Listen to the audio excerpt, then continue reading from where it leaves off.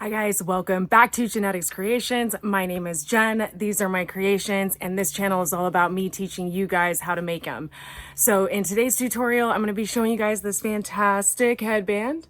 I wear it a lot when I am going on hikes or on a cold day just to keep warm, or when I'm just really not wanting to wash my hair again and trying to hide all that messiness. So let's go ahead and dive in and get stitching. Let's get started. We are going to do a standard slip knot. Insert your hook, get it to the right tension, and here we go. We're gonna chain 6.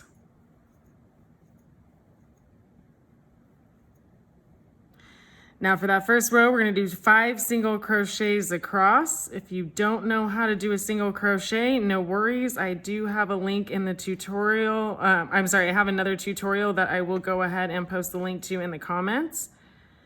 But you're just gonna do 5 single crochets across. And that completes row 1. For row 2, we're gonna chain 1 and we're gonna turn.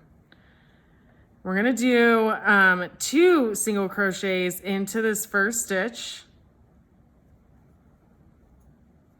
And then you're going to do 1, 2, 3 single crochets and then another 2 in that last stitch.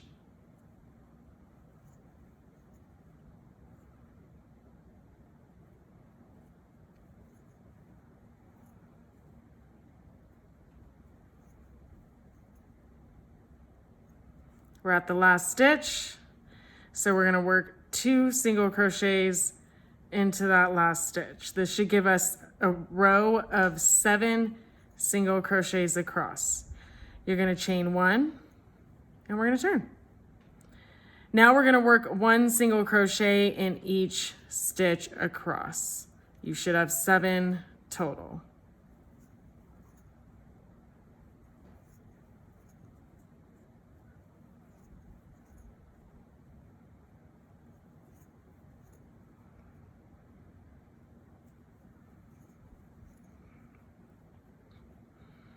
So now we are going to chain 1 across.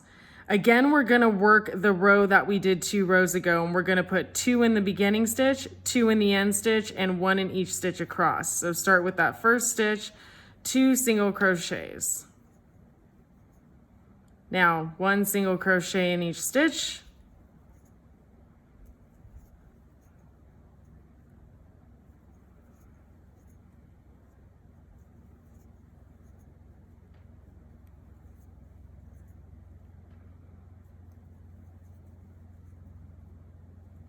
And 2 in that last stitch right there. You should now have 9 stitches in that row. So we now have 9. We're going to chain 1. And once again, we're gonna work 1 single crochet in each row across.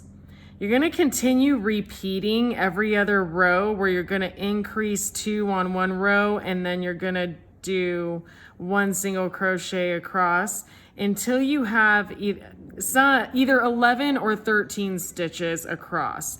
And it just depends on how wide you want it. So I'll go ahead, fast forward some of the video and get you there, and then we'll talk about what to do next.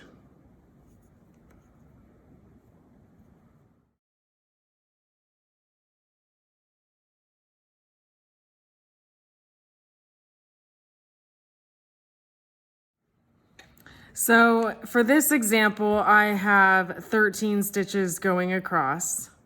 So 13, and I just worked it back and forth. So the first row, a row of single crochets. The second row, yes, a row of single crochets, but you're increasing on the first and the last stitch of each row. Then you're going back to another row of single crochets, and you're alternating increase, single, increase, single, until you land on a row of single crochets. So I have 13. Depending on the yarn, you may want to do less if you have a thicker yarn, or more if you have a thinner yarn, just to make sure that you get the width that you need for the headband. Now I'm going to chain 1 and we're going to turn. Now I'm going to be working a puff stitch in each a single crochet across. In every other one, I should say, I'm going to be working a puff stitch. So it's just like a bean stitch. The only difference is I'm yarning over before I go in. So with the bean stitch, I would go directly in. This one, I'm going to yarn over and I'm going to insert the hook. Yarn over, pull up, yarn over, insert hook, yarn over, pull up, yarn over, insert hook, yarn over, pull up, yarn over, and pull through. You're going to chain, and then we're going to skip one, and we're going to go into the next one. So yarn over, insert into this one, pull up, yarn over, insert hook, pull up, yarn over, insert hook, pull up, and chain. Again, skip this one, and you're going to puff stitch into that stitch right there. Keep working all the way across until you get to the end.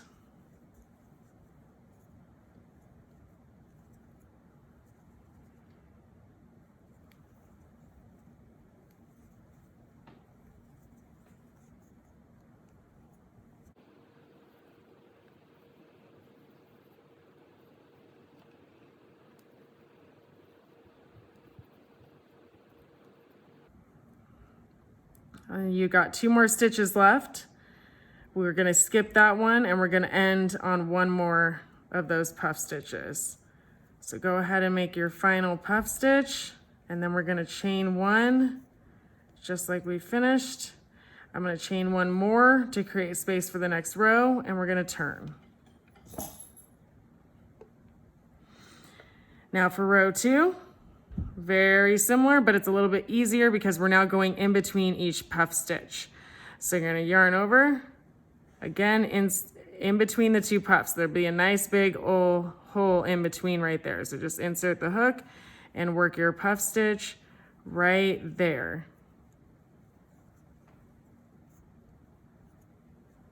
And you're going to keep working that all the way across. I'll see you on the end so I can show you where you should land for that final stitch.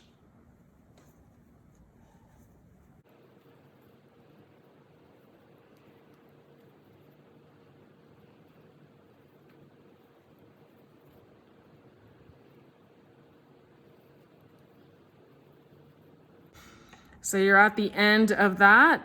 And now we're going to want to make sure that we don't lose a stitch. So I've got 1, 2, 3, 4, 5, 6, 7. I have 1, 2, 3, 4, 5, 6. So I do need a 7th puff. That's how you can double check. Make sure that you are good to go. And you're going to do this one right on top of this one. So you're looking for the space between the puff stitch and the chains that you turned. So you're just going to lift up the chains right before you turned. And you're going to insert the hook there, and that is where your final puff stitch is going to go. And then we're going to chain 1 to finish the stitch, chain 1 again to create space for the row, and we're going to go back and do another row. I'll do another row with you and then leave you on your own for a little bit and meet you at the end.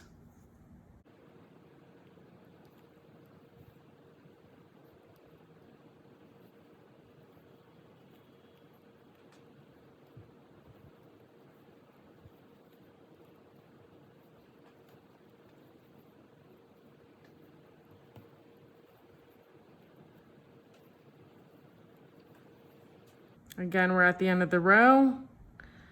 I can count my puffs. 1, 2, 3, 4, 5, 6. Yes, I need another one in case you're one of those that needs to count to double check. Once again, we're going to find that spot right underneath the chains before we turn, and that is where our final stitch will go. Now, as you guys can see, each of these, it'll kind of zigzag. So every stitch will kind of fall in between. We're going to keep going back and forth just until about 19 inches long. So from this point until the top should reach about 19 inches. If you're doing one for a kid, you may want to go slightly smaller, but for most adults, 18 to 19 inches, depending on how stretchy your yarn is, will do the trick. So I'll see you when you guys get to that length. Otherwise, keep on stitching, and I'll meet you on the other end of the video.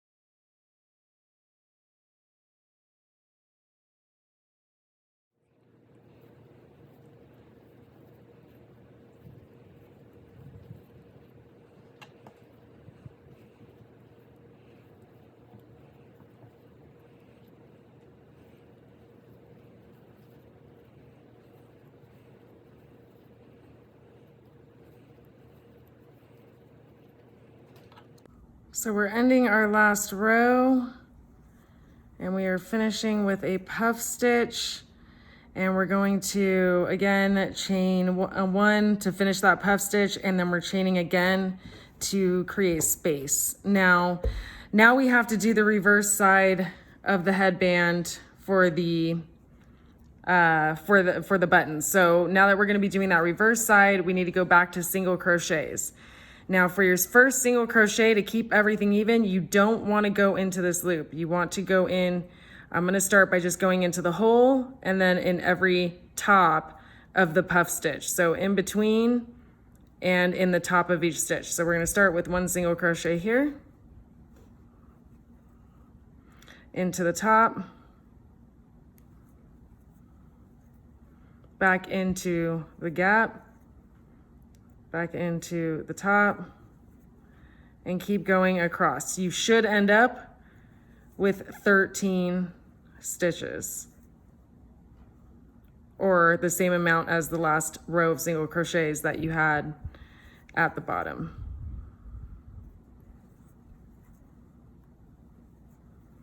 And your last one is going to go right in there. Now you're going to chain one, and we're going to turn. Now, in the first, every other row on the bottom portion, we were increasing. So naturally, on every other row, we're going to be decreasing a single crochet in the first and last stitch of every row. So for this one, you're going to go up one. We're going to insert into the next one, up another. You have three loops on the hook. And we're going to yarn over, pull through. So we're single crocheting those two together. Now you're going to do a single crochet in each stitch across until the last stitch.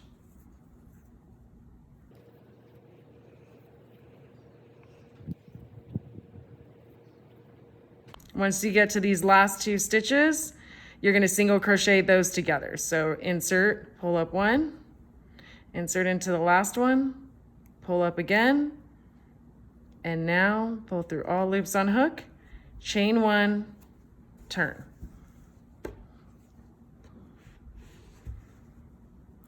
And we're just gonna single crochet across each stitch on this row. So we decrease every other row and just single crochet across on the rows in between each decrease.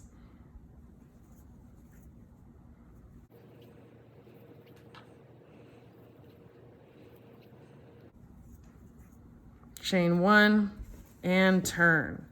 Now again, we're going to be decreasing. So we're going to take those first two stitches and we're going to single crochet those together. So pull up one, pull up again, and there we go. Now single crochet across. We already reduced it to 11. This should reduce it to 9 stitches total. And we're going to keep alternating rows. We're at the last two stitches, so once again, we're going to single crochet those together.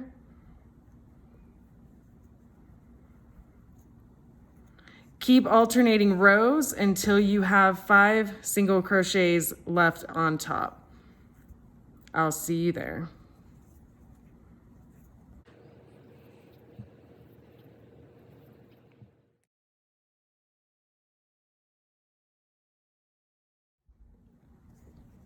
Now we are at the end. We have our 5 single crochets right there. So now we're going to create the loop to wrap around the button, and then we'll be done. So some people say to chain that we're going to chain 5 to keep it even. I like to make it a little bit tighter. So we finished our last single crochet. I'm going to chain 4. And that's just because I want it to be a little bit tighter as the yarn stretches. It's just my personal opinion, but if you want to chain 5, you can. You're going to turn it and slip stitch into that last single crochet right there. So slip stitch right into there. To slip stitch, you're going to insert the hook, pull up through all loops on hook. Now we're going to turn again. And our last thing, we're almost there, guys. is you're going to do single crochets. They say I've gotten a lot of people that say to do 5. I do enough single crochets where I get a really good solid coverage. So at the very least, you're going to want to do 5, but you'll see what I often find, and it's different with all yarns. Once I get to the end and I've done a few, I like to kind of slide my stitches over and make a few more just to keep it super tight. And in my opinion, it just creates a cleaner finish on this button hole. So then if you want to be super secure before we fasten off, I'm going to do a nice slip stitch just in the side right there just to make everything tight. Then we're going to cut, and assuming things don't slide off my table here, we're going to cut and then pull through all the way through, pull that tight, and we are done. All you need to do is now use your yarn needle and weave in your ends. You can use your yarn needle to attach a button right here. Then the button will go over and you'll be all set. All right, guys, you should now have something that looks like this. You have your button sewed on, this wraps around, and it is simple to put on. Some people will put it on this way and showcase that button. Myself, I tend to always just wrap it around just as so, fasten it in the back, and I am ready to go. So like I said earlier and in the comments below, it only took about 80 yards or so. So if you just have some leftover yarn from like a blanket or something that you may have made and you don't know what to do with it, great way to bust out a few of these as gifts for friends. If you haven't already done so, please hit that thumbs up and subscribe down below because I have more tutorials coming, as always, teaching you how to be crafty. It is not something that's just in the genetics. It's something that anybody can do if they're just shown how. So stay tuned, more to come, keep stitching.